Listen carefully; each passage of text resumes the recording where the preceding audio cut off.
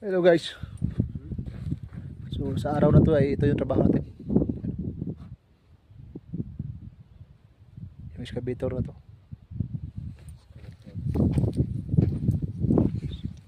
So meron din kasamang body-body natin, no?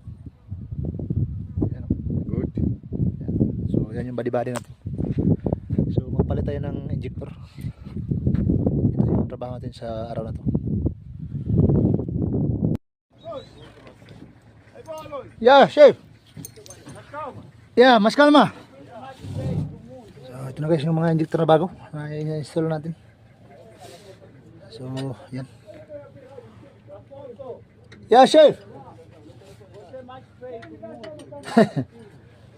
So tapos na natin to na adjust yung yung clearance natin balbula. Pati yung ating injector na bago, in-adjust natin yan. Yung kanyang height. So yung injector na to guys ay kailangan mo talagang i-adjust to, yung height nito para maganda yung delivery ng fuel. Yan.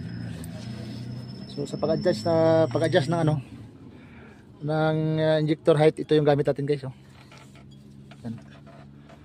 So special tools talaga to para sa mga injector na ganito.